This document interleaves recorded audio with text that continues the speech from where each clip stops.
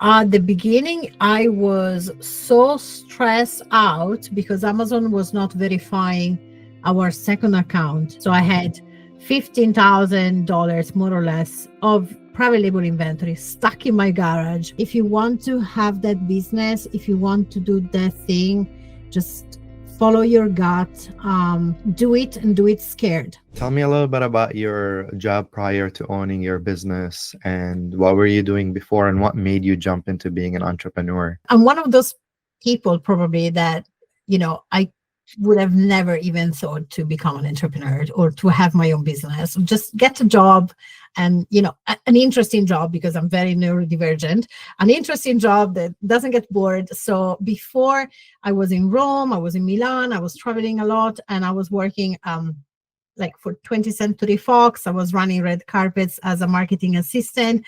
I was doing all the sorts of things for TV and cinema, etc. And then something happened in my life, and I always follow the signs. And I was like, something is telling me to just go to London. I was like, I have enough of always have to prove myself, fight so hard for everything. So at 30 years old, left everything, everyone, got to London with zero money, shared a house with 9 people, started over completely waitressing in events, luxury events. So I was, serving literally all these people with all this money.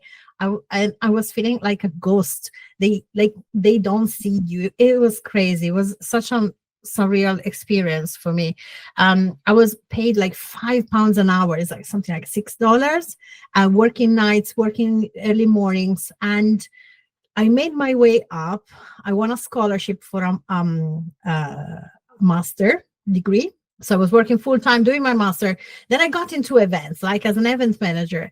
I run, VIP events. I work for a prestigious football club here in London, and I was just working my life away, Kamal. I was like, I woke up one day, I was working, I'm talking about 13 days work in a row, 12 hours a day without a day off.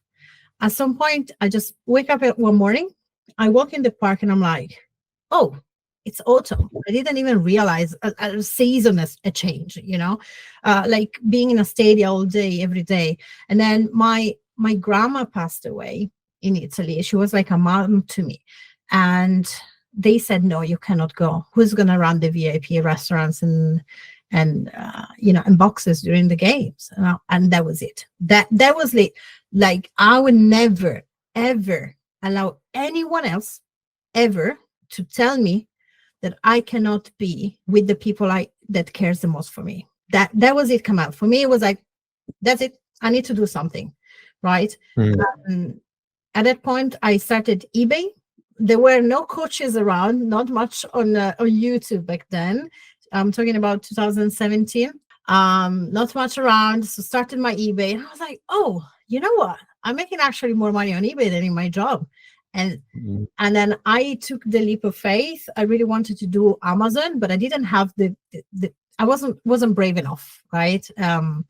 Amazon felt like you need money to make money and to start investing. And I was very scared of, losing the hard worked money. Nobody taught me I could actually multiply my money, right? It's crazy. And so when something happened in my personal life, and I always decided to share it throughout the years, Kamal, because I feel like there are so many women also watching this, or so many people that have gone through what I've went through. I started Amazon. I was like, oh my God, this seems like it's working. Like this was 2018. It's like, okay, I'm on the beach, I'm making money. Wow. Seems too good to be true. Then I got what I wanted. I got pregnant, and then, work, life, business started to be so stressful. It was never enough. I felt like I wasn't, making enough. I wanted more. And I got so stressed that I had a miscarriage and I lost the baby. And then instead of, when things happen in your life, you have 2 choices. You can either transform yourself in a victim, or you can be like, you know what? That's the turning point for me. And with my husband, we put in everything everything. In 1 month, we went from making £200 on Amazon, in profit, to our first 13K plus month and 4K profit. And there was like, that's my notice. Bye bye, everybody. I'm out of the job. Now it's time to really, now I have my beautiful baby girl. She's 5. So, Wow, that is beautiful. What a transition. I haven't told you one thing actually, that the way we hit the 13K is that we didn't have a car. We were living still with 9 other people. Not ideal. Wow. So the way we scale it was like we rented a second bedroom in the house, and we just went all in, literally from the bedroom, and then we were able to afford to move out. Wow, that is incredible. And I can't imagine what that feels like, to be, to live with so many other people, and working so hard, because it sounds like you have a very good, I mean, you're very smart. You got your master's degree and you're working at this very successful job, and but still financially struggling. And a lot of people relate to that, including myself. And and what I'm curious about is like, what inspired you? And I understand like that creates a bit of inspiration in you, but what inspired you to start your own business? What inspired you to jump into this Amazon journey? Was it something that you saw on YouTube? Did you feel like you had it in you? Was it someone that that told you about it? What inspired you to start this? I love the question. It's a great question, and I felt at a crossroad, right? I was over 30. I really wanted to have a family, and I was still, I left everything and everyone. I came with nothing, and I was like, how is this working out, right? And everything always comes with the mindset. I had a very poor mindset, so I always felt like, there is a bit of the syndrome of the immigrant as well. That this is my second language, so you need to imagine I did what I did in a different language. That I spoke a little bit when I was 30, but it wasn't the level, right? Is the mindset. Something had to change, and I feel like so many of my clients as well in the Computer Academy, like so many relates to this. It's like something you get to that turning point where it's like something has to happen. I need to make something happen. Not this cannot be it. This is not be the life, right? And I had so much at stake. I couldn't go back to Italy. Like back in the days, Italy was so bad. You needed to be recommended by someone, even to be a waitress. There was no future whatsoever. And so I was, looking for a solution, and I found, Rizzy resales on YouTube, and I was like, Amazon. I can sell on Amazon. I didn't even buy on Amazon back in the days. UK is different from the, US marketplace. So it wasn't well known. Italy, forget about it. They started buying on Amazon in the pandemic, basically. And I was like, okay, but I feel so scared. So I started go to a charity shop, which is a bit of a small thrift store. And I found a used CD of David Bowie, and it was 50p. And I was like, okay. And I was even scared to lose the 50p. So imagine the mindset, the journey. I was like, oh my God, 50p. Like, and then I sold it on eBay. I made £6.56. And I was like, are you telling me that I can take one? And while I'm working for these people and crying in the corporate crying in the bathroom, which so many of you can relate, I'm sure. Like, you're telling me I'm making 1 into 6? Like, for me, Kamal, how I grew up, it just didn't make any sense. And I never looked back. And this is what I recommend to everybody. You need to, like, the first sale, you don't look back. That's it. That was it for me. No matter what it takes, I'm going to make it happen. Wow. That is very inspirational. And, it's a good message to everyone that's out there that's listening. that the possibilities out there. If there is a will, there is a way, and you found this, what do you call it, you found this, like, it's not even a secret, but you just found this new path to making money, that you're like, I don't have to spend all my time working to in exchange for money. I could just get this product for a discount and sell it at a price that's higher and make more than what I'm making working so hard. Yeah. That's really, really inspirational. And thank you for sharing that, because that motivates me and so many people that are listening. I want to jump into the product that you started selling.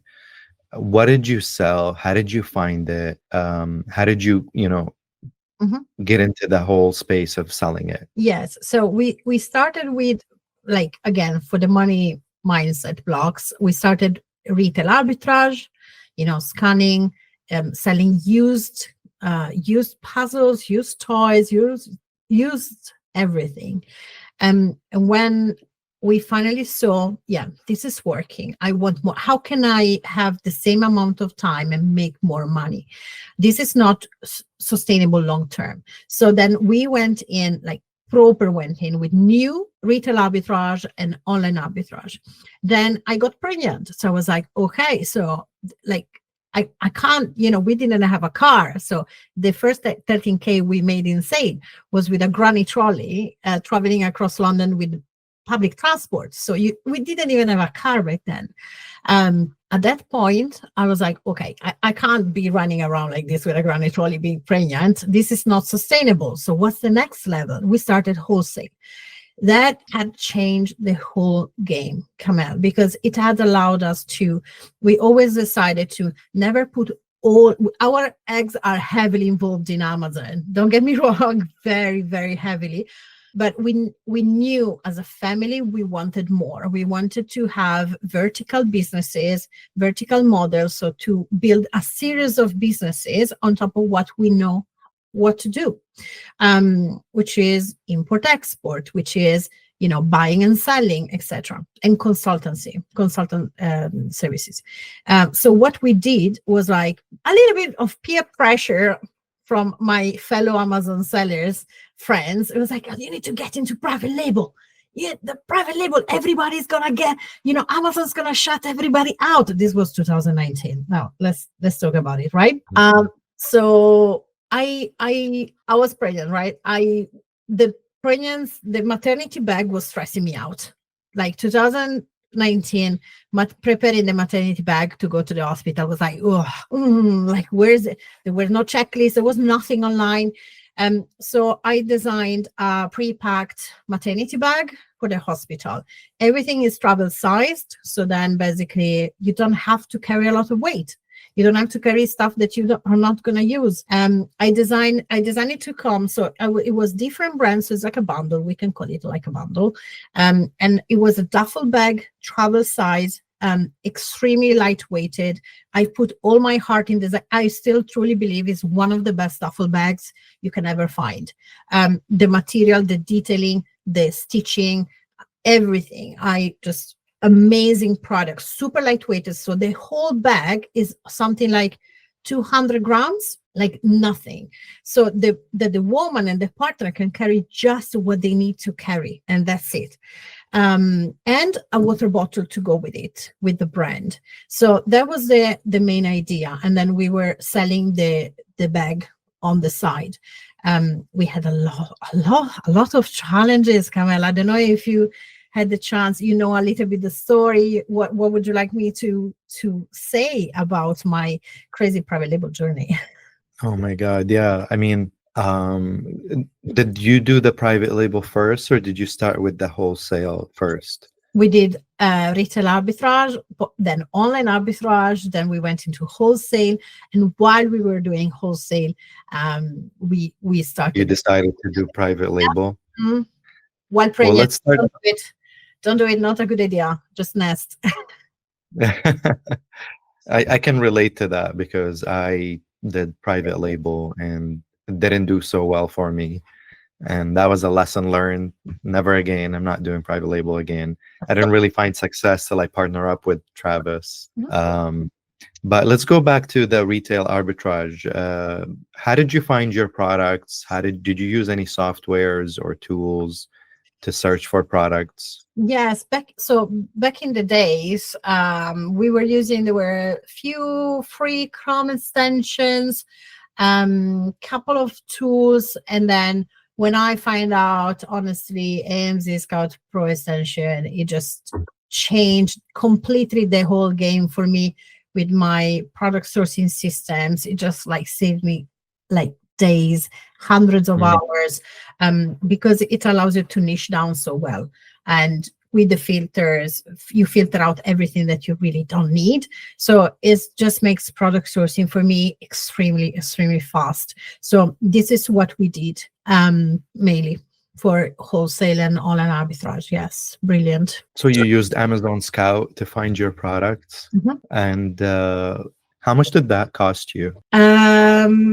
Oh, that is a very good question. I don't know, but I think overall in software at that point, I was on around 70 pounds, which is about less than $100. So the startup cost for Amazon, honestly, for wholesale, retail arbitrage, online arbitrage are minimal because you don't invest in PPC, you don't have to do the photos, you don't have any marketing really or packaging design, like for the private label, right? The private label was very heavy, while with wholesale, you can really start with, we always say a couple of thousands ready to invest, because I never recommend starting Amazon. I don't know what you think about this, Kamala. Like, I never recommend to start really in wholesale with less than 2K, because stress money is never going well, right? That was what happened to me for the private label journey too. I realized, and thank you so much for giving me this opportunity, to just, because I had the chance, to sit down and review everything that happened in my private label, in my Amazon journey, which we never take the opportunity to. We never sit down and be like, okay, let me review what went well, what didn't go that well, what have I learned. And so thank you so much.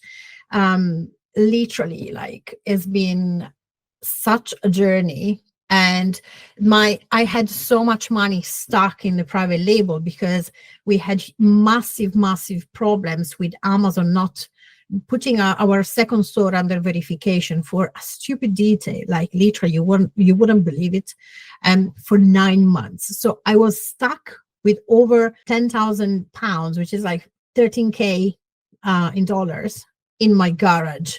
That was not a non-stressful situation, and it was not our fault. Nothing I could have forecasted. When they put you under verification, that's it. Like, there's nothing you can do. I fought like a lioness. Not even Tim Bezos could help. And at the end, through Tim Bezos, finally, they unblocked the situation.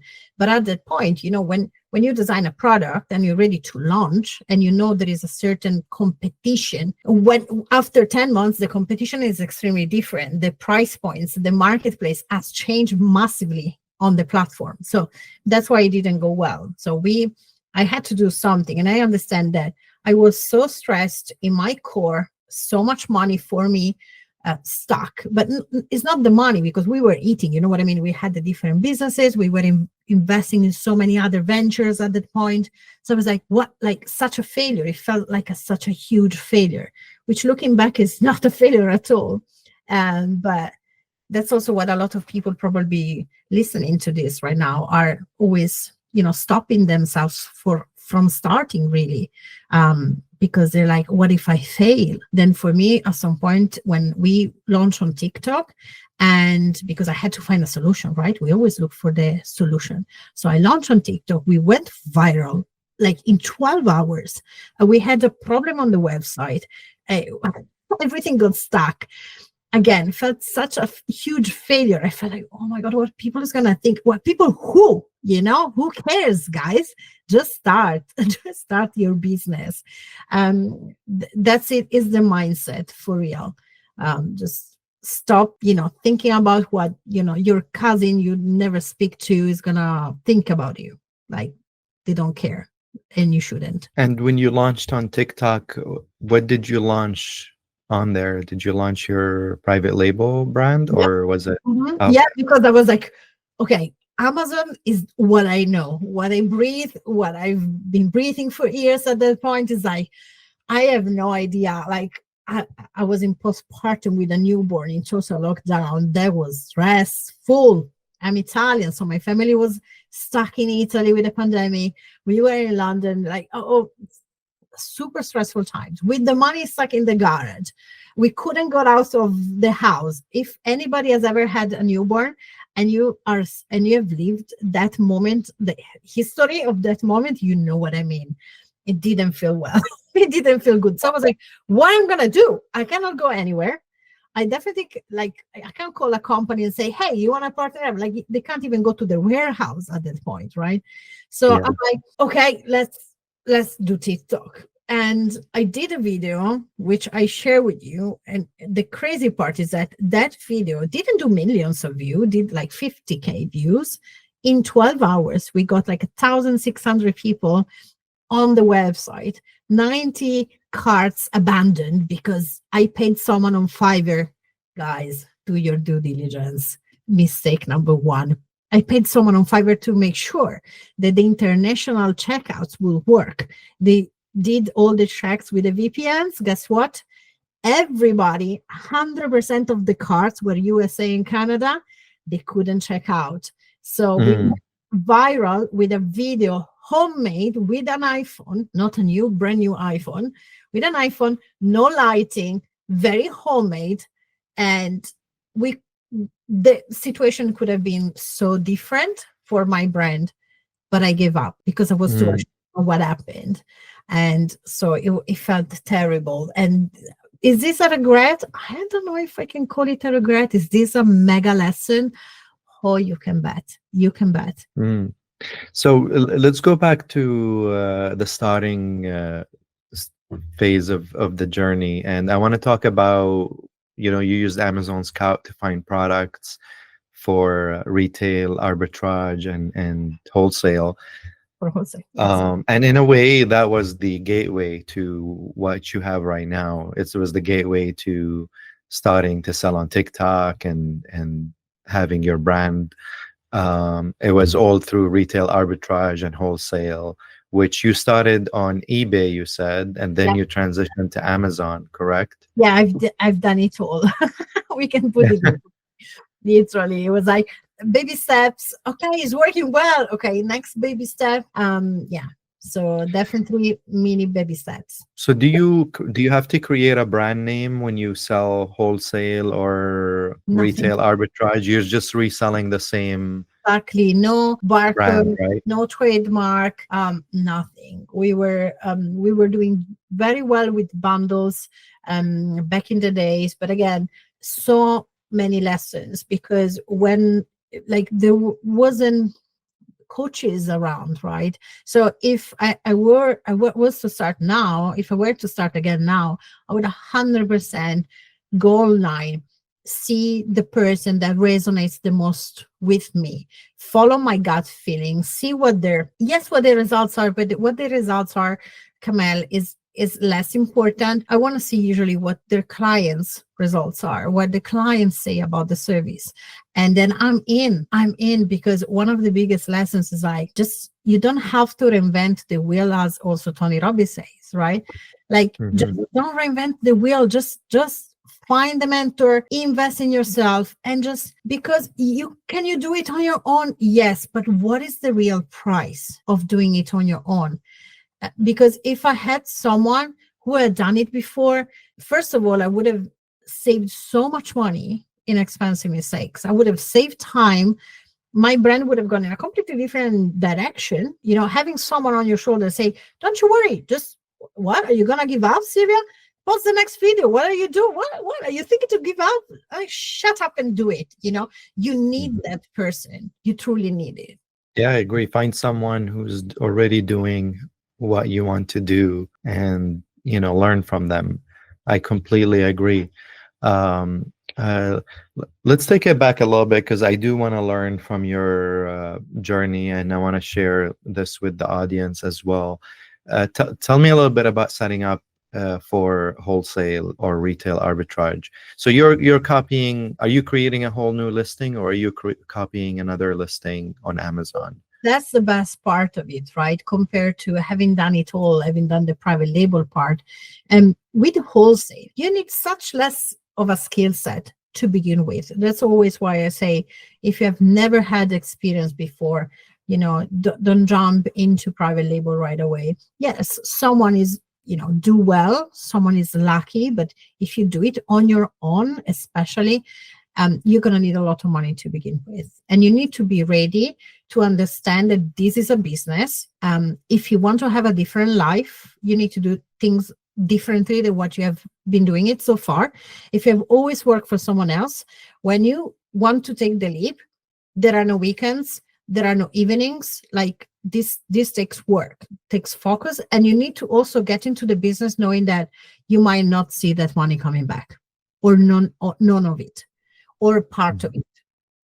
You see what I mean? Like, you tried, didn't go well. That's it. You learn, then you find something else. So it's Yeah, never. and I would love to dive into that in a bit, but I just want to take um, uh, a gradual path to the story, just so we can stay on point, if that's okay. I want to know that the setting up of the wholesale. So Yeah. I'm interested in, like, when you're creating a listing, are you creating a brand new listing, or are you copying another listing? So And I'm with sharing this because I get asked that a lot. So I want to ask okay, you because you've done this. yeah, bringing me back on track. Come on. So with wholesale, the beauty of it is that you don't have to create your own listing. So what you do is that we always tell our clients to get into, find a category.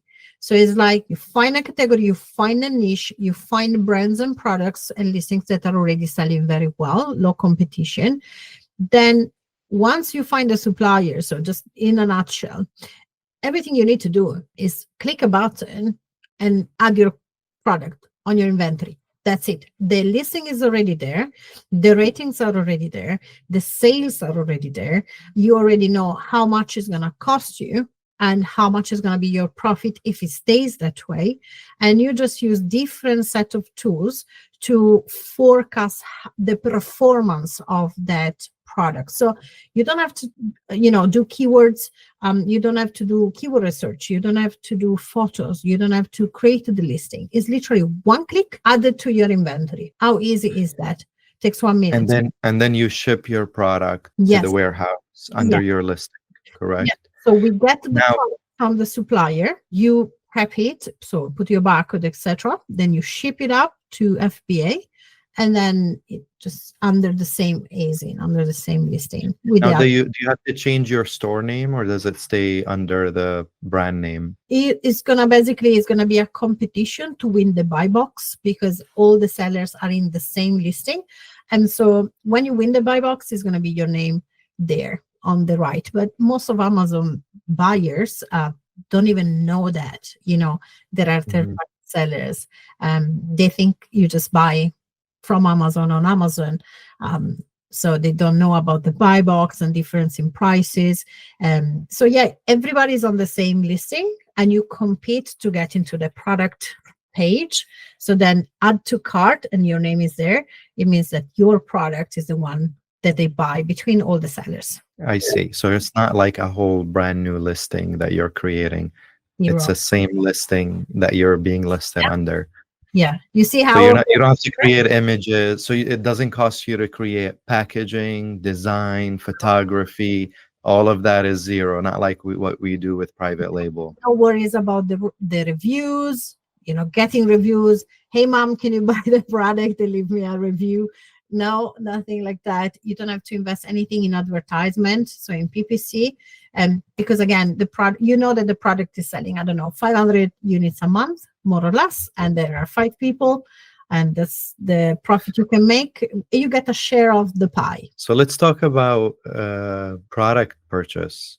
Are you buying this at a wholesale price and sending it to Amazon?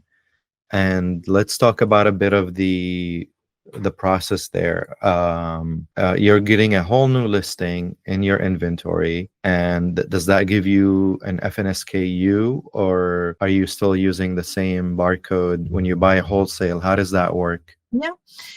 So when we receive the product, you go to the product page on Amazon, and then you say, with the software, you say, click, I want to add this in my inventory. So it opens up, and it's like exactly like the one where you would have to, put your title and etc. But everything is there. So you just put your price. We always say put a max quantity, so then your competition doesn't know how many you have in stock. So you have an immediate competitive advantage against them. And then you, if you do FBM, you set a quantity you have. Otherwise, you don't have to do it right away. And then just a few details in, they're going to request you. Super straightforward, literally 1 minute, 2 minutes, it can be done. You save it, and then before you save it about the SKU, we always recommend we use our own SKU, because if you don't, let me make it a bit easier to understand. When you add a product in your inventory, if you don't put your SKU, Amazon will do it for you, and it's going to be like a YX 1, 2, 3, 4, 5. Nonsense. Now, to that SKU is connected a specific barcode that you apply on your product to cover the original manufacturer barcode. Now, what we want for the admin software is, we always say put a unique SKU. So, for example, the color of the product, the price point, so the cost of good you bought it for, so you don't have to figure it out later, going to check the invoices when you are going to add it to your admin software to see your profit and loss. And then when was the first time you added the product to your inventory, and the initials of the supplier you bought it from. So if it's Walmart, it's going to be WA, for example. So blue tag 2, which is like $2. I bought it for 2. Then WA, first time I listed it on Amazon, 0125. Mm-hmm. Nice.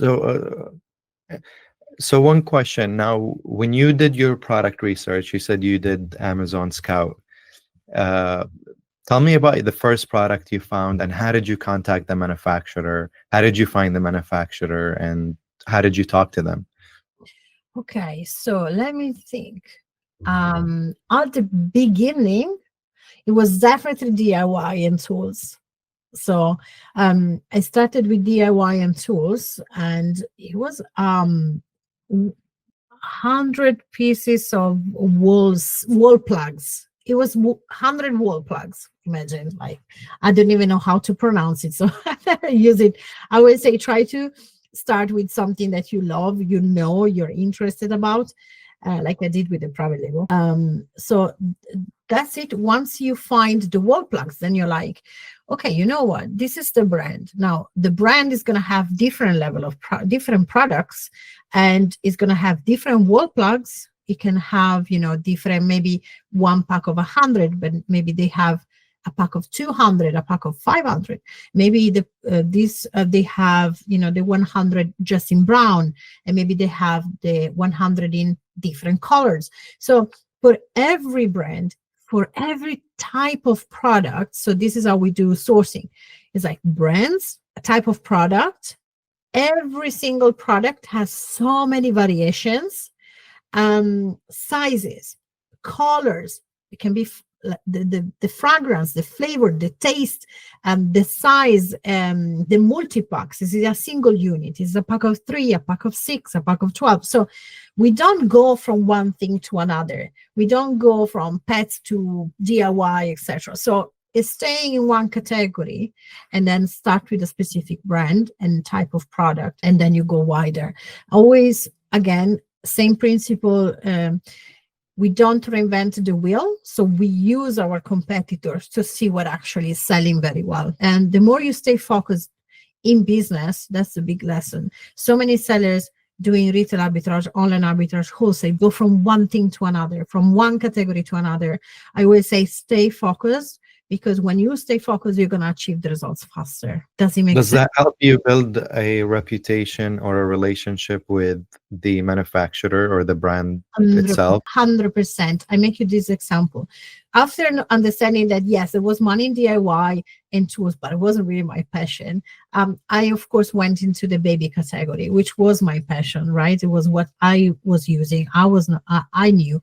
And so I was buying from a wholesaler, this specific brand. And I was like, at some point, I was placing like 10K per week in orders from the supplier. I was like, maybe it's time now to contact the brand, right? And they just didn't reply to me. So for a couple of years, imagine, I was just contacting them and they said, no, sorry, or they weren't replying. Now, not only I'm one of the only third-party sellers on Amazon that can buy directly from the brand, but they're also my own client in the academy, because they had so many headaches with Amazon. We are helping them to fix them. So keep going. Yes, go straight to the suppliers. And then once you see the brand, there's money, you're selling it for months, it's time to take this to the next level. Go straight to the manufacturer. 100%. Yeah, so I want to know. So that was your first product, right? You said it was wall plugs as wholesale. Do you remember how much and I think you shared in the sheet. I don't know if that was for that product, for It's the not for startup that. cost. That was for the startup cost for the private label, and then for the wholesale, it was more for to give you an idea of how much we had to sell in cost of goods to make the 4K in profit. So 13,000, over 13,000 in sales in 30 days, November 2018. And we had to sell about 3,000 in products to make 4K net. To make 4K net. So just going back to the manufacturer, so you spent 3,500, was that right? For buying your inventory for that year, or was it for Or to make the 13,000 something in sales. So we sold 13,000. The cost of goods sold was 3,000. 3,500? How did you find your manufacturer, and how many manufacturers did you have to talk to? So let's say you found product opportunity to sell on Amazon, and does that mean you're guaranteed to have access to the manufacturer, or do you have to talk to the manufacturer, say if they approve? If they don't, you have to find another opportunity. Tell me a little bit about that process. Absolutely. So when you go in with wholesale versus doing private label, building your own brand, we're talking about wholesalers, or you go straight to the manufacturer, the brand. You can do both. I always recommend, again, for the mindset, right? This is business. Doesn't matter if it's your first sale or you're doing 100K. Just treat this as a business from day one. So you usually suppliers have a form for you to fill in for opening a trade account. So you go through the process. It's very similar in Europe and in US. We haven't found great differences, and then they can accept you or deny, access to the catalog. At that point, I would say we never accept a no as an answer. So you get in touch with them and you do everything in your power to understand why your application was denied eventually. And this is how you start building relationships. So everything is like with the private label is a bit the same. The relationship with the suppliers is key. We don't believe in giving list of suppliers or wholesalers because they're on Google. That's not the difficult part. The challenging part is finding the right product that can make you profit. It's not going to be, oversaturated because you share the listing with other sellers. I see. And so you found your first product as the wall plugs, Mhm. and you contacted the supplier. And tell me, how long did it take you from contacting the supplier to getting approved? It can go from immediate access to the account and catalog, or it can take a week, a month. One of our manufacturer, we took 2 years to build a relationship and have a yes, but then when you do have the yes, is incredible. So you have an incredible advantage, competitive advantage immediately. So it varies a lot, but on average, it can be immediate access to catalog or a week, couple of weeks, the latest. So it took you 2 years to get approval from the supplier, from the manufacturer? One specific brand, yes, but is incredible because we were buying them via one of the distributors, so through the wholesalers. And I was like, I'm just buying so much stock, and of course, going through the middleman, I'm getting overcharged. So why not, taking matter in my hands and go straight to the manufacturer. And they are very loyal to the supplier, so they didn't want to take away a client from their supplier, and I respect that so much. So we went back and forth. At the beginning, they were not even replying. Again, you don't give up. And now, not only we are we buy straight from them, but they're also my own client, because Amazon made such a mess with their Amazon account. So it's insane what relationships, which doors can open for you. So yeah. So your supplier wasn't selling on Amazon at the time? At the time, they were not so the wholesaler is not selling. One of the distributors that buy straight from the brand was selling and is selling on Amazon. But that's the difference. Sometimes you're going to buy from suppliers that are selling on Amazon, but they understand the business, and I call them the smart guys, because they're going to price the products on Amazon, so then they can make money off Amazon, but also of you buying from them offline, while other suppliers, they're just gonna, for example, sell to you the product for 10 and then sell it on Amazon for 10. So there is nothing you can do, right? You just can't make any money. So you can find a bit of both, but you don't really, to make good money, Kamal, with wholesale, you don't need many suppliers. 2 to 5 suppliers can be a game changer. You can make really nice money working very few hours a week, in all honesty. This is not a hard job, let's be honest. You know what I mean? Me, you with a mic, we put in our time, the hour, the effort, but hard job is different. Absolutely. And I mean, working with Travis, I see like you can automate a lot of it as well. Like you can hire assistants to help you with most of the clerical and repeatable tasks that you don't want to deal with, so you can do the things that you're good at. Yeah. And it becomes more fun. It gets more exciting. So okay, great. So you were building this relationship, but you had access through one of the distributors. So tell me about like the first order when you decided, you're like, okay, I'm going to order this product from one of the distributors. What was how many units did you order, and how much did it cost you? I know you said it cost you 3,500. Do you know how many units that was? Yes. So the beauty of wholesale is that you don't put all your money in one product. You just go wide. So the 3,005 in cost of goods was on multiple products.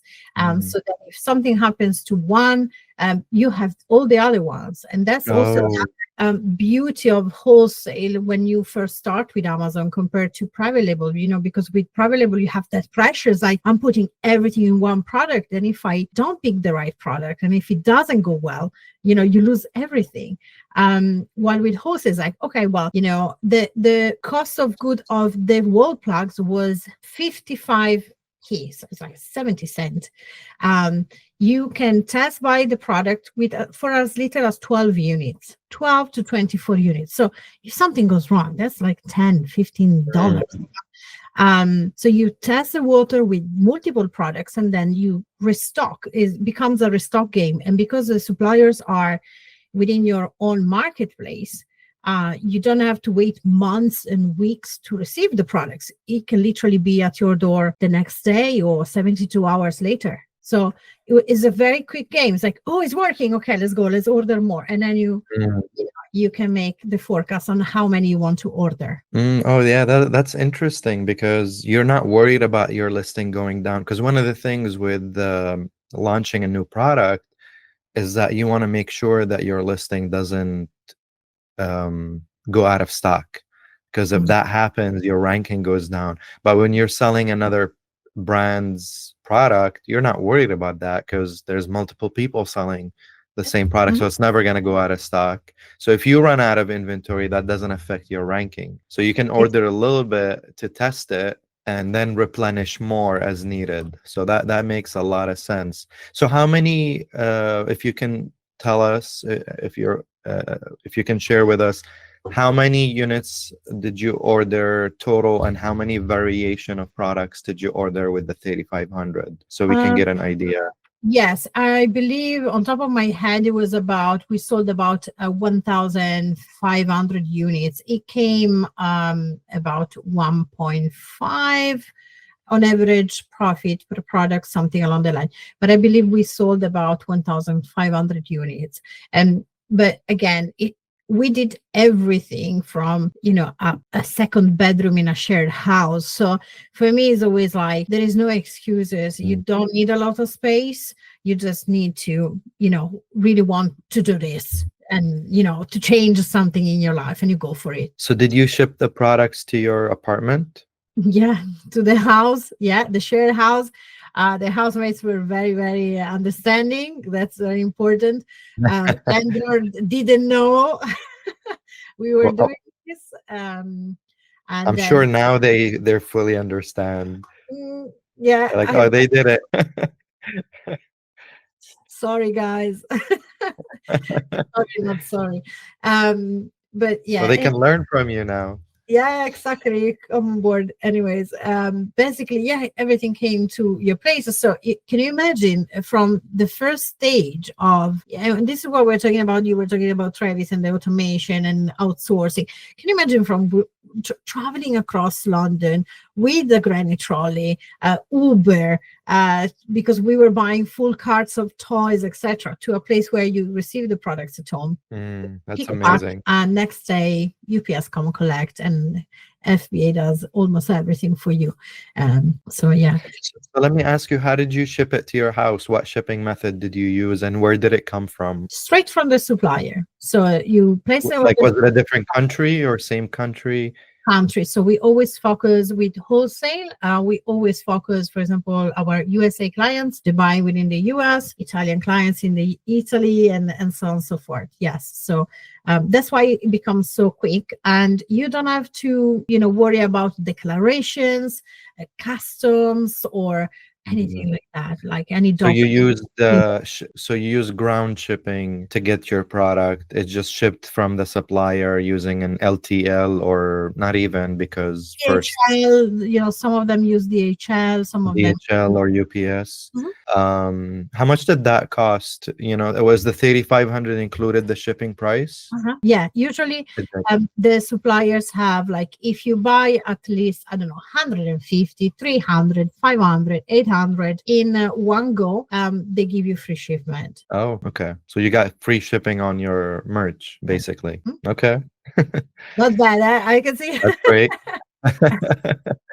And now you received the inventory. What did you have to do with it before you shipped it to the Amazon warehouse? Did you have to put your own labels, FNSKU labels on it? Yes, usually it's always the barcode. So your own barcode. And then, because everybody is selling the same product, the same brand, of course, Amazon needs to know, like, which one is mine. So if it goes well, they pay me. If it goes bad, they come in after me, But yeah, and then sometimes they request a poly bag. Every product is different, but it's so straightforward. Sometimes poly Mm. bagging, sometimes a bit of, fragile, like some taping or some bubble wrap. That's it. That's it. And you don't need a trademark for brand registry. You don't need your own UPC barcodes because the listing is Mhm. already created. Yeah. Do you need an LLC? Do you recommend or do you I have an always LLC? recommend, yes. So probably you guys get asked all the time, like, should I go for the Amazon monthly professional subscription or should I go for the pay as you go? And you always are like, if you're here, there is a reason. You're taking this seriously. This is a business. You go with the monthly. You expect to sell. If you start like this, nothing major is going to ever happen. Same goes, I started as, we call it sole trader, self-employed as a person, but there are so many disadvantages in starting like that. So we always recommend protect your asset, protect yourself. There are Mhm. many pros of having an LLC and LTD. So 100%, yeah, we go Mm. right from the get go. Right. So you created an LLC to protect you and you created the account under an LLC. So the liability, if anything happens, you're not liable or you're separating your business from your Yes. At personal. the beginning, I started as an individual, and Mhm. then I hit six figures in 6 months. So I was like, that this is not going to be tax effective. Wow. Gonna be so bad. So then I just opened the first LTD ever, because now we have a series of. We opened the first LTD, and I just changed the information in Amazon. So then the account became of the LTD basically, and I'm the Mm. representative. So very straightforward process there. So So you're in the UK. How much does an LLC cost over there? 50, 60 pounds. So you can do it on your own. Basically, it's gonna cost you even less. But when you go with these, companies that do everything for you, and I always recommend it because they do all the documents that Amazon wants and pretends for you to open and verify your account. It's about 50 to 60 pounds, $70 basically. So 100% start there, outsource, go fast in where you can go fast. And does the UK have an EIN number similar to the US where you have like a social security for your business? It's similar, it's similar. So we have a registry of companies. So it's called Company House. So it's a website from the government where all the companies, the history of every company, and the people of interest are listed. And basically we have a company registration number. Mm, got That it. And maybe you use that to open your bank account. yeah. Mhm. And I'm guessing that's free, right? Similar to, or you just apply for it. It should be Yes. free to apply for. Usually they give it for free for like the first year, and then it can be something like 11, 10 pounds, Mm. $12 per month. So now you have all that set up. You put here that it costs you £284 to ship it to the Amazon warehouse. And you were doing Amazon UK, right? UK marketplace. Yes. Mhm. So it costs you £284 to ship it. You shipped everything at once. So that is basically the shipping cost. So UPS via Amazon. At the beginning, I believe because Brexit was not here just yet, that we were actually selling a bit across Europe as well. So Amazon was actually cross listing our inventory in the different marketplaces. So France, Germany, Italy, etc. So and then they were shipping it, doing everything. With Brexit, has became a different game, let's say, more Mm. complicated for sure. Were there any unforeseen expenses at at that time? Was that all like the expenses that you had? Was there anything else that we didn't speak about? No, I would say that's all. That's all. Yes, in terms of wholesale, retail arbitrage. Yes. Maybe for packaging, like did you have to buy poly bags and Yes, things it's of that very, nature? very minimal, some boxes at the beginning. You can, make a run to the grocery store, start small, and then you start buying maybe some boxes from Amazon. I always say um, buy a series of things, different sizes, and then don't go crazy with shipping materials, and then see what works best for you. Once you get figured it out, then you can buy in bulk, but don't go crazy from day one, for sure. The Mhm. barcodes, thermal printer, UPS labels, things like that. Yes. So yeah, let's talk about launching on Amazon. So like you shipped this product. This was back in 2018. Mhm. Um, how were you feeling at the time? Like what was your expectation? What you were feeling? Did you believe in this? Like what was your It state? was crazy because I had played very, very timid and shy and small with Amazon. Just again with you, let's buy a used board game, very, very shy. And then in July I was like, oh, actually, I made 200 profit the whole month, but I was on the beach. I was like, do you mean I can be laying on the beach in Italy and sales are coming in? So I was on the beach, and literally, everyone has done this, isn't it? Scrolling the app, where is my next sale coming in? And then that's when we took it very seriously, and we were like, that's it. There is no, the feeling is like we are going all in. There is no going Mm, back, you know, make it or break it. absolutely. So this was in June of or July of 2018. Yes, we were playing small, and then in October we were like, okay, let's play the big boy game. So Uh, what changed in October? And before we get into October, I want to ask one thing because you said wholesale revenue was 845, but the wholesale profit was 190. So what are the expenses? What are the fees that you're being charged in there? okay, let me see where are we at, because maybe oh, okay, got it. So this is July. This was more like retail, still a bit of retail arbitrage. I put it under wholesale, my bad, but it was No, still that's fine. on the retail arbitrage side of things. And also in November, it was still on the I'm going a bit everywhere, granny trolley, Uber, buying from stores, a bit of online arbitrage, some buy from the stores, etc. And then in 2019, because I was pregnant, I was like, I'm not going to do this life anymore. So we moved the whole into the wholesale game. But we'll Mhm. online arbitrage, retail arbitrage.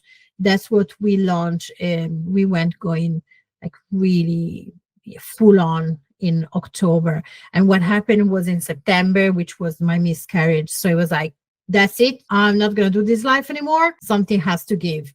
And we went all in October. In October, wow.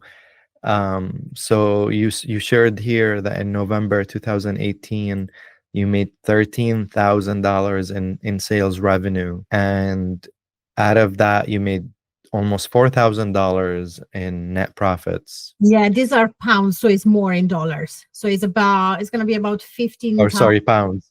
Yeah, Yeah, yeah, $15,000 and about $4,800 profit. yeah, yeah. Which is amazing. That's like Yeah, someone's monthly salary. to give you an idea, back in 2018, the women average salary in the UK was about 2,000 gross. So can you Mm, imagine? It mm, was a huge number for us. Um, absolutely. It's a big number here too. I mean, 4,800 is, it's more than the average American salary. mhm. Um, I'm not sure what the average American salary is. I know the annual average is about like I think $40,000. Wow. Okay. Yeah. So it's less than $5,000 a month. Wow. But I would like to know what are the fees? And so the 13,000 pounds were revenue.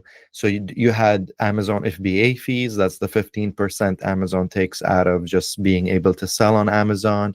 There is the pick and pack fee. And did you use PPC at all? We Can you use PPC on you wholesale? can use PPC. We have actually started playing with PPC for wholesale, because the interesting part is that Amazon actually make you spend money for PPC only when you win the buy box. So if someone else is on the buy box, you don't spend anything. So it's really good. It helps the product to sell more as well. We've achieved really good results. So we are definitely recommending it. But back in the Interesting. days, no PPC, no photos, no marketing. So the November numbers, that's from the initial inventory that you bought, right? From the 3,500 that we were talking about. Yeah.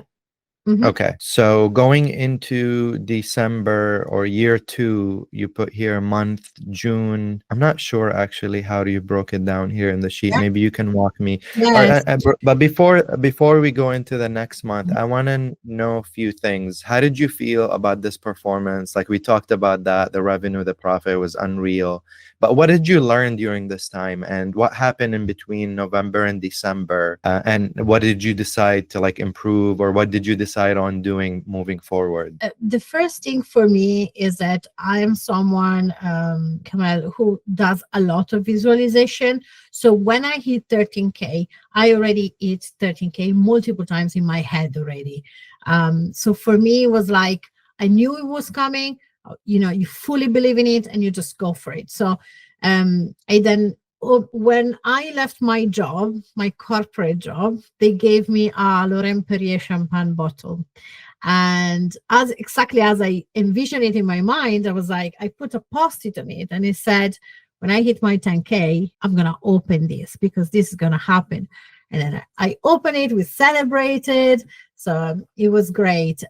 In November, December, we kept growing. January, it has been just going up and up and up and up. And that's when I shared the June number with you for the next year, because what has started happening for me at that point, because I was at that point I had given birth. No, that's okay. Hold on 1 second. I'm confusing the years here. Yeah, because we jump into 2020 straight, isn't it?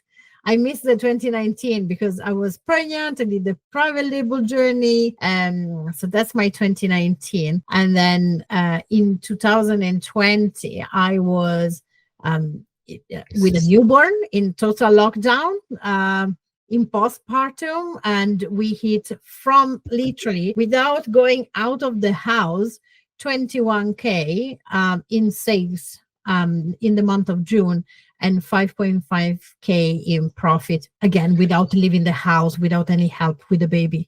What did you learn in 2018, like after launch? Because you launched them towards the end of the year, and you launched in October, almost November, right? It was like end of October when you launched. So it went into November, or I think October you said you made very little, but compared to November, that was like when you went over 10K. And then you had December. So it was a very short year for you. But what did you learn during 2018? That was your first year. That you need to see it. You need to see it. You need to believe in it. Again, 90% is your mindset. If you know you're gonna make it, you're just going to find a way to just make it happen. I knew it was coming. I knew we were going to hit the 10K. It did. We did more than that. I thought my 10K was going to come in December, and we did the 13K in November. So what I've learned, it just gave me the push, Kamal, to know that this is now the time to really really dream bigger and be bolder, and just go for it. That was the biggest lesson for me.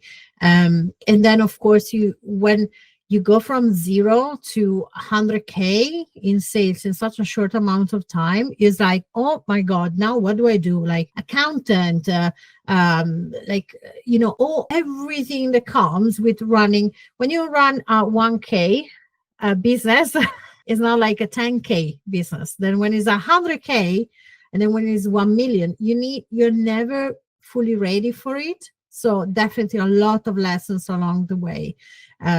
So yeah. Wow. Yeah, that's really interesting what you just said, because it definitely mindset shifts when you start seeing and you start believing.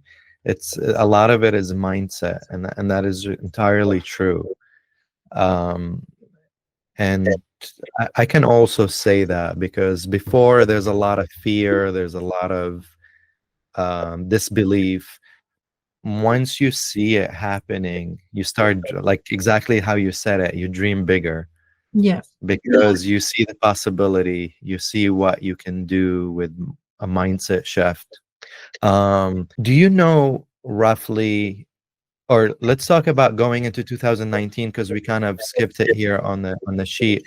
Yeah. What happened between 2018 and 2019? What changed? So we went, I was like, in January, I was like, okay, like I'm now pregnant. Um, and I'm not gonna go around traveling all day. You know, I was so knackered. I was destroyed. My first 3 months, that I just wanted to sleep all day. So I was like, it's like, okay, so I've just hit the biggest numbers of my life. And now I'm just gonna let it go because I'm pregnant? No. Like, but I'm not gonna travel around London, with public transport all day. So we need to, how can I make the same amount of money in less time? Which is everything that has always been at the driven me. That's my main thought all the time. How can I work less, smarter, and make more money? How can I differentiate? Same thing. So we went into, like, let's do wholesale. I can buy in bulk. I will never run out of stock most of the times. I can keep buying the products at the same price point, while in the stores, we were buying maybe while they were on offer, on sales, clearance section. Like, let's, bring the product sourcing to a level where I can just keep restocking the same product over and over and over again. I can buy in quantity. They rarely go out of stock. If they do, I already have stock in. I buy it at the same price point, and it comes straight to my doorstep. And that's what we did. We moved to wholesale completely. Mhm. And that was amazing. We did great. And at the same time, then I started a private label journey because of the peer pressure. It's like, Yeah. Amazon's going to take everyone down. Okay. Yeah. So that's when you shifted from retail arbitrage. You're like, I'm done with this. This is too much work. I'm gonna go wholesale. It's Yeah. much easier on ordering. I'm just gonna order big orders, ship it to the warehouse. This is Yeah. way easier, a lot more passive than Mhm. having to go and find deals. And I Yeah. completely get that. Yeah. I hired my first VA very part-time. Again, another very scary step for me, because I was like, what? I'm just starting to make money. I'm already, giving away money. That was the mindset. I'm giving Mm. away money. And the first month, because I made her work on refunds, shipment reconciliations, damage and loss with Amazon, like just few hours doing that work, repaid fully her salary. And I was like, okay, Sylvia, another mindset shift, and I hired her full time. So that was happened at the beginning of 2019. And how much did you make in the entirety of 2019? Oh, that is a great question. So 2019, which is the year I gave birth. Oh my God. So if we made 100K in 6 months, starting in September 2018, I believe we did around 500, 4 to 500. That's 500,000 pounds in 2019. mhm, Wow, that's from a incredible. flat. From a That's flat. incredible. Yeah. Um, how much of that was net? I would say 25%. I think I gave you the gross profit percentage, but I think at the time was about 25%. 25%. That's still incredible. Yeah. So then what we did was, because we were never happy, we can't, me and my husband, we can't just stand still, right? Like newborn, wholesale, lockdown in 2020.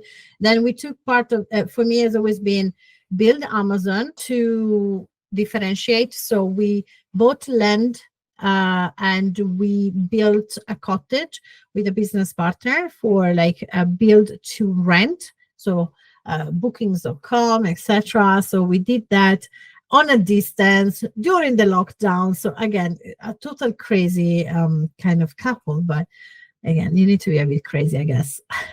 to do what we do, isn't it? You have to be a bit crazy for sure to take those risks, right?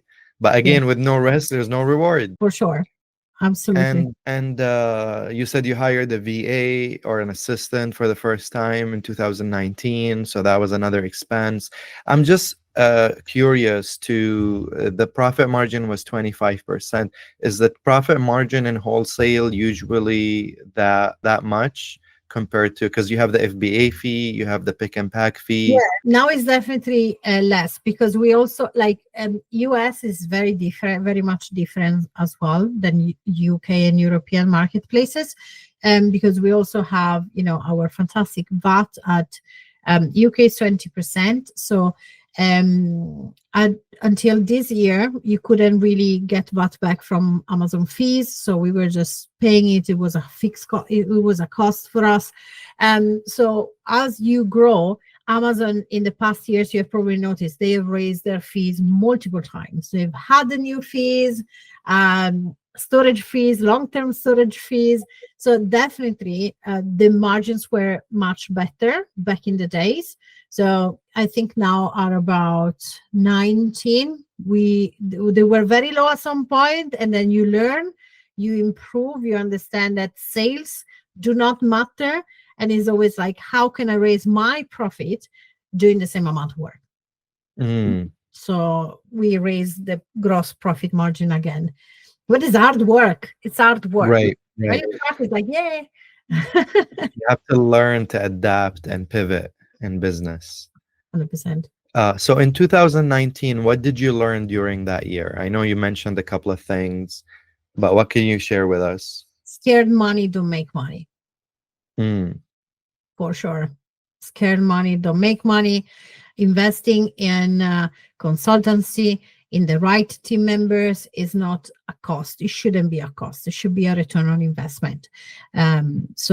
But at the beginning, you need to, take the leap of faith as well. So you make calculated risk, but you need to take the risk. So definitely in 2019, I became bolder. It's always like the personal growth. Every single year is the personal growth. You change as a person and as a business owner, and then you have to raise and to become a leader as well, because now it's not just about you. Other families depend on your results and your performance. So you need to raise up all the time, and because when it's just your family, you're like, okay, fine. Then you start to have another family to look after, and you're sending to college their kids or to school their kids, right? And then it's another family, and then is another family, and then is another family.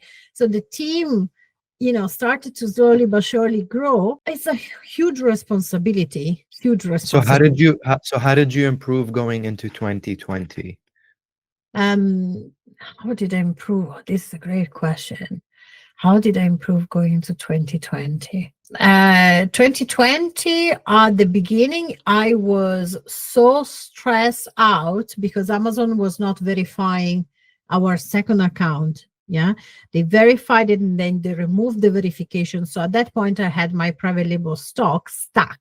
So I had $15,000 more or less of private label inventory stuck in my garage Oh, in postpartum. So that was one of the most stressful moments of my entire life. And the biggest lesson from there, I would say, Kamal, was let go. That sometimes you need to find the strength to detach yourself from the business. You're not the business, you're not the brand.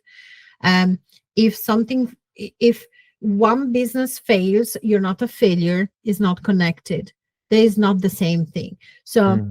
in postpartum, tell the hormones, that was not easy. So it was extremely, extremely stressful.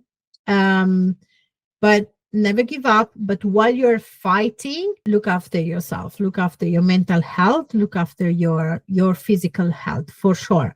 Because I really hit rock bottom between the hormonal peak, postpartum blues.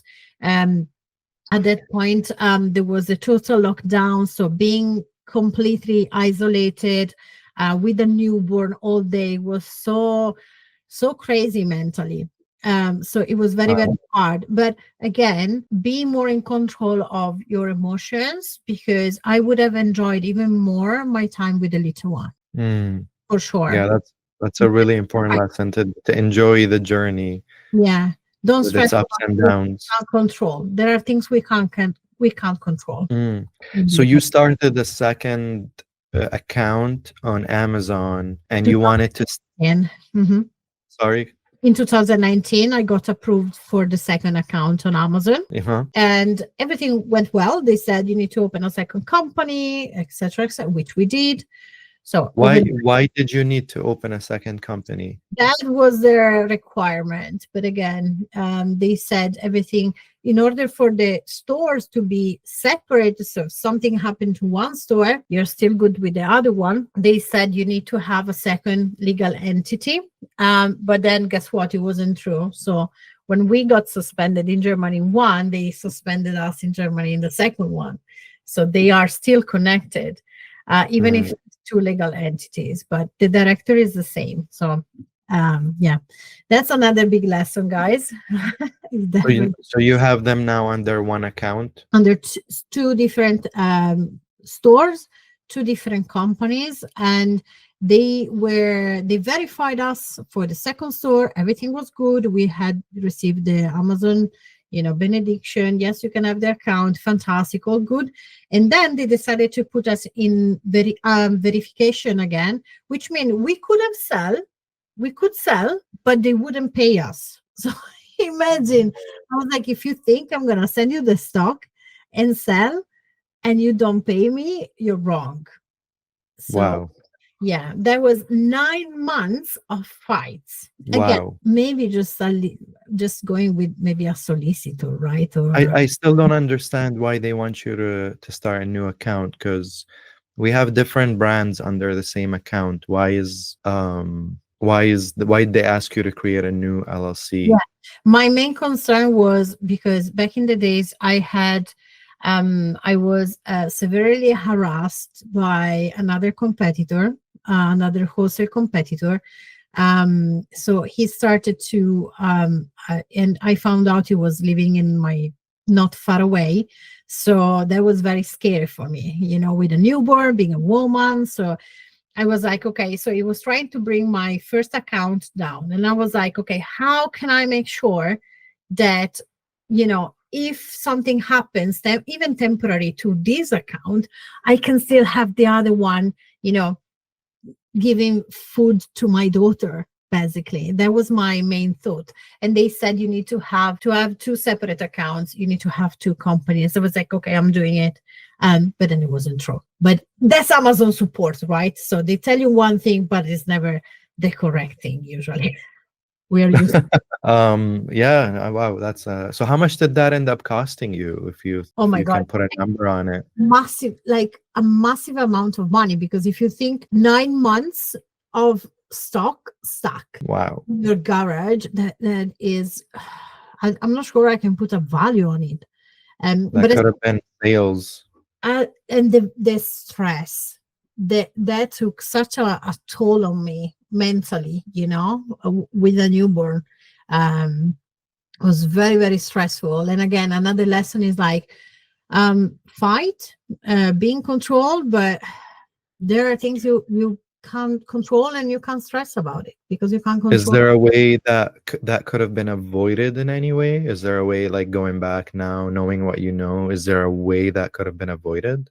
Yes. So the other reason why, basically the reason why this happened in the first place, 9 months for verification, is because when you give your company an address, that becomes public, right, in the public registry online. Mm. So the first company, I had my home address, and because I had this kind of harasser, he was an harasser, my my own home address with the newborn was publicly online, Mm, and I didn't want that. So we put the our accountant address, but then for Amazon, there was a mismatch in the billing address and the trading address, which legally it's fine, but not for Amazon. So mm, Amazon was like, no, it doesn't match. No, it doesn't match. No, so again, we had to contact Team Bezos, and Team Bezos had to contact a special team, and then it got solved. But it took 9 months. So wow. yeah, I'm not sure if I could have avoided that. That was Mm, you sometimes couldn't. needs to go as they have to go in order Right, for you to do something. right, right. Yeah, that's a tough one. And this was in 2020, right? So how much did you end up making in 2020? 2020, I think more or less, as sales wise, more or less it was the same, because we started differentiating a lot. So Mm, um, the idea has always been the vertical businesses. So for me at that point, due to all the stress and and this draining mental draining that Amazon brought in my life at that point, I was like, I'm not sure I'm gonna put all my eggs in this basket. So that we went really into, okay, let's keep up the sales. I don't care at that point. I was like, I don't care if I do 500,000, a million in sales. I don't care. I want to make more profit doing less work. So that was the focus for the all the following years. How can I work 5 hours, if so, a week? And how can I make more money and build more businesses so then this will never happen ever again? You know, if Amazon goes down, mhm. we don't go down kind of mindset. So that was it. The sales, I think, more or less have been quite the same. They have increased for sure, but I would say we kept it kind of stable. It was about, in 2020, it was like 5.5 to 7,000 in profit monthly, and it was again working less and less and less and less. Nice. So that was the goal. And then I was focusing on the private label launch, trying to be like, what can I do now? Let's do TikTok. So you're trying to definitely like expand your horizon when it comes to different markets. Yeah, tell me about like what has improved going forward from 2020 to 2021. Definitely 2020 was busy because we managed to get up the second store verified for payments. I launched on TikTok. I had all these huge learning lessons from launching on Shopify, launching your brand, buying from China, all the building the brand and everything that goes with it. There was a huge lesson, um, and definitely a lot of mindset growth again. Kamel, I would say, because of the all the TikTok and the um, like, what do? Do you give in with uh, the what is people gonna think about it? I failed, or just like, who cares? Let's go, right? Which is now I am really embracing. It's like, who cares? Who cares? Like, who cares what your the kid, the guy was your bully back in school think about you now, because they're gonna see your TikTok and they're gonna see you try. The people who are very successful, they will never laugh at you because you're trying. That, Mm, like a very successful business owner and person, human being, they will never laugh for someone trying and failing and making mhm, mistakes on the mhm. way. Never. Yeah. So huge personal growth. Amazon business kept growing. We launched finally on Amazon, but at that point I was like, oh, I hated the brand, I hated the product. It was just, I don't know. I went through so much that I was just, can I just sell this stock and move on with something? So bored at that point, honestly. Um, That was your private label Yeah. product? Yeah, so this is my 2020, I tried everything. We got micro influencers, so I gave away so many products for free. It was just so much work. But again, it seems like, I don't know, 20 years ago. It's weird. Real life ago. You're definitely putting it in the past. Yeah. Mhm. And how much did it end up costing you? Uh, I still have a lot of bags. I might send you one actually. Just give me the address. It's a great duffel bag. But yeah, we still have a lot. But again, could I resuscitate the second store, putting my PPC manager on it? And now I have a team. We help other brands. So could I do it for my brand? Yes. But like, I don't know. I just, at the moment, I'm still, I still hate it. I know hate is a big word, but like, how did you feel with your private label? Was there a point where you were like, oh, I got enough? Honestly, after launching products with Travis, where we created new products in the market, I just want to be done with my private label products. I don't want to dab into private label anymore. I want to create new innovative products that people are searching for. That's the angle of success that we have, that I've learned with Travis, is he's like, I'm not trying to compete with other sellers. He's like, I want to bring a solution. He's like, if somebody else made it, great. Then I don't want to go out and try to repeat and sell the same product. He's like, somebody already made it. I'm happy about it. I want to make something new that people are searching for. And that's kind of the new way I think about product research now. Kind of like, think about when you're watching Shark Tank, right? Why Mhm. do we all get excited watching Shark Tank? Because everyone's coming on bringing those new innovative products that the sharks are getting all excited about.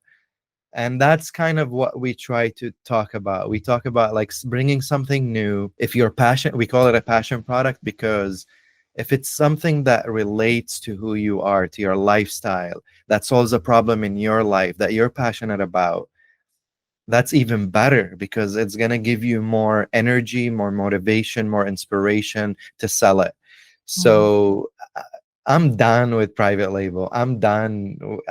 I still have stock, and I made a video on Travis's You, channel about we, my first product. you said your product, they send you mine. Yeah, but I'm done doing private label. It's like reselling the same products that other people are selling.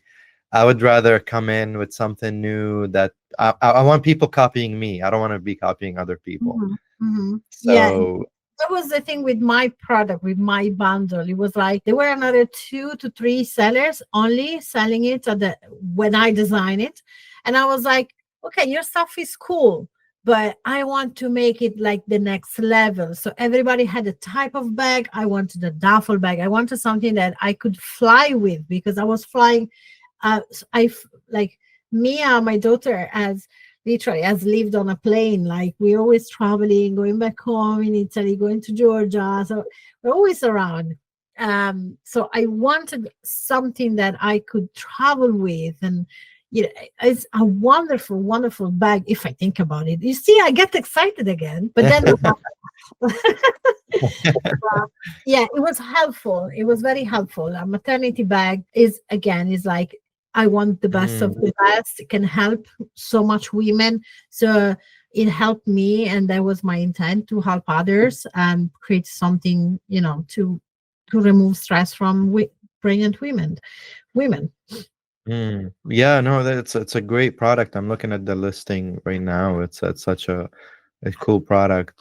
Um, so you said you launched multiple brands. Is that true, or did I hear you right? I launched one brand, which is called Amuni Ready to Go. I launched that brand, and I launched, it was 3 different products, and couple of variation per product, basically. So Got um, it. mhm, that was the one. But you're not selling it on Amazon anymore, right? No. You see Sound how I disappointed. No, no, like if if I can talk to you about my clients, my coaching, my build to rent, we're a liquidation business. So we have started a liquidation business in 2022, which basically is like, how can we keep, how can we make more money out of what we know, right? So we started buying Amazon returns because, again, we got a problem. I said it's like so many returns. So how can we make monetize from returns? So we started buying truckloads of liquidation pallets from Amazon returns, and not only, and then creating containers and ship them by sea abroad. And then now this year we're going high street, so it's very, very exciting. I swear that I would have never gone high street in my life, like a real physical store. And I'm very excited because I'm not the one that needs to be there. Otherwise there would have been a problem. Interesting. Wow, that's a cool business concept. It's so but you're still doing wholesale, right? Yes, 100%. Yeah. So tell me, in 2021, how much did we talk about 2021? How much revenue did you make in 2021? I think 2021 to 2023 was very, very stable. We hit peaks of 70 to 80K months in sales. And again, at that point, I was like, for me, sales, I don't care. I just want profit. I want to make more money, automate as much as I can, work less hours as possible, so I can do what I love. That's it. For me, Amazon wholesale is just, now it's there in the back end, To allow you to do the things that you're passionate about. exactly. So it's just like, for me, just an extra stream. That's it. So is it fair to say that you're averaging over 800,000 pounds a year from wholesale? No, I think it's less because last year we had to slow down. So August 2023, that's another huge lesson. And that's what I always bring to my clients too. Yes, you need to be brave. Yes, you need to make bold moves, but also the credit lines in the UK is really different from the US. I have a friend of mine is a consultant. He can, he works with US clients. He can make having business owners with quite an average credit score, like so much money in credit cards. Here is not like that. So we have always used Amazon lending, so Amazon Capital UK, to scale the business, bring in more money, take money out, build the other businesses. And then we accepted what was for us a very big loan in August 2023. We maxed out, had the best Q4 ever. And then basically what they didn't tell us is that they were going to shut down Amazon lending, so Amazon Capital UK. So they left us and so many other families without a refinance. So we had used Amazon lending since 2019 to scale the business, because banks do not give you huge credit card lines, anything like that in the UK. It's really, really hard. So I was like, yeah, Amazon, yeah, give me money. We're going to scale. And the good part is that we took the money to build other businesses. Otherwise, that could have been a problem for sure. So we slow down a lot. And before has been fighting here to just again fighting with Amazon, because Amazon is love and hate, and everything is fantastic, and then you need to fight for your life. Is ups and downs, is roller coasters, but I guess every business, isn't it? Kamel, what do you feel? Yeah, I mean, definitely. And I know we're running out on time here. I don't want to keep you any longer. I want to end the podcast in a way, because we haven't touched on mistakes. Can you share with us like 3 costly mistakes? And I think we talked a lot about some of the mistakes that happened along, but I know you shared some on the sheet that maybe we haven't talked about. Yeah. If you can tell us like 3 costly mistakes that you've made that you learned from and we can learn from. Yes. I'm looking at my notes because I feel like I got so many. I've done so many. And that's the whole point of it. For sure, one of the biggest mistakes was with TikTok. I paid someone on Fiverr to test the international checkouts because I couldn't do it. We couldn't figure it out. So I was like, okay, let me pay someone to check it out. They said they did, but they didn't do it properly. So I did this very homemade video that went viral overnight. And I had all these abandoned carts. Everybody went crazy because they couldn't check out. And instead of me being like, you know what, like, this is amazing, it's going to be, a million year, I just felt so bad. And I got so scared of what other people that I don't care about would think about my failure, which it wasn't a failure. And I kind of gave up on that whole thing. So how crazy is that? So again, it's one huge mistake. For sure. The other huge mistake, I would say. How much did that mistake cost you, if you can put a number on it? So in the first 12 hours, we had 85 abandoned carts, and the product was approximately $60 per product. Wow. So it's probably around, on top of my head, like 6,000, 7,000 in 12 hours. Wow. So imagine what it could have been. But again, we'd never work with what could have been, right? When was this? Was this when you launched your personal brand? Yeah. So when we launched on TikTok, with that video went cuckoo overnight. That was crazy. So that is a huge, huge lesson, I would say. How is TikTok doing now?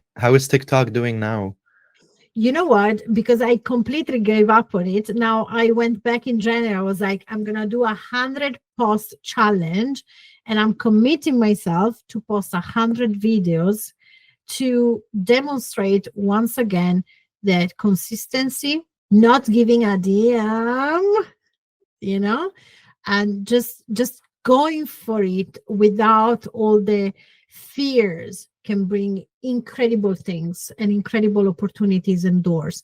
So I've started back my TikTok, and I'm gonna do 100 posts in 2025. You guys stay tuned. A little more Great. And inspiration.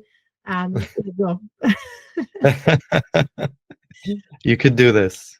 Let's go. Another one is for sure, just checking some of the notes again. Definitely my private label, the bundled product. I would say I made mistakes because in terms of the size of the product, in terms of the product I put inside the product, because it was the maternity bag. So many of the products were, travel size, other brands like Nivea, etc., very well-known brands. I decided to put in the box huge maternity pads to give that extra service, make it amazing. I didn't have to. And if I didn't do that, the box would have been so much smaller.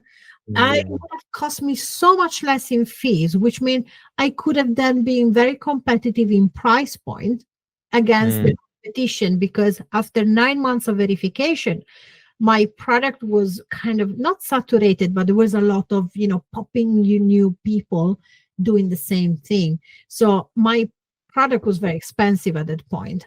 So less like do the size, do it right, check your Amazon fees before designing the product, like final design of the product, final photos, for sure. And if you can put a number on that, do you know how much it may have cost you, like doing that? 100%. I believe we could have saved about at least £3 per unit. 3 pounds. £3 per unit in fees, plus Of course, less boxes because it's smaller, less cost in shipping UPS, so inbound fees as well. It would have been cheaper all across the board. Instead of costing me £19 to do, it would have Mm, also cheaper. So it could have been something around the 17 because it was about £2 just for the pads. So it could have been so much cheaper and I could have make it so much more accessible price wise. So that was another huge lesson for me, Kamal. So do your due diligence in terms of sizing before you do the final photos of the product. Um, and how many units did you order of uh, your product? How many bags did you make? I believe I did 800 bags. Oh, okay. Mm-mm. That's not bad. I don't know. Tell my garage. A lot of is in your garage right now? Definitely. The other one, the looking at it, is that also for the product, because I decided to do a bundle. So there were so many different movements that go, so many different products, so many different movements to make the final product. While Mm, one product coming where it has already a barcode from the manufacturer can go straight to Amazon, it is a different thing. If you have 11 different products in one product, here you go, we got a problem. So that was another thing. And the mindset, like now, for example, if I had to do it all over again with everything I know now, I would have just knocked at every single brand I actually put in travel size in the box, Kamel, and say, do you want to be my product? Do you want to have all this exposure on social media, on TikTok, etc.? Let's make a deal. Instead of buying from the supplier, I buy straight from the brand, and also I get discounts. So that would have cost me even less. That's what I would do if I had to do it all over again, for sure. so you'd rather do wholesale You than never, create. never say never. Yeah. Learn. I'm a bit crazy, so you never know. Um, but yeah, I think this like coaching, services, consultancy, a differentiation, real estate, for sure, and then wholesale is just there, in the background. Mm, got it. And did we cover three mistakes? Was that the second or third one? Yeah, I think it's the third one. Okay. Well, Sylvia, thank you so much for coming and sharing all of this. This was an amazing journey story. I mean, you've had a lot of success and failures, and I think there's no success without failure. So, congratulations. You've built something beautiful. You've learned a lot of lessons, and we've definitely can learn from your journey. Thank you for coming on here and sharing your story. Like, this was very insightful and exciting too. I really enjoyed talking with you. Oh, same. Thank you so much for the opportunity. It's been great get to know you and speaking to you. Thank you for having me. Absolutely. And if you have any last words you'd like to tell our audience, Um, maybe end it on a positive note, we please only, go ahead. yeah, absolutely. It goes without saying, but we only have one life. Don't wait. If you want to have that business, if you want to do that thing, just follow your gut. Do it and do it scared. Mm, I love that. Thank you, Sylvia, again. Thank you And so we'll be in touch. much. Bye. All right. Bye-bye. Bye.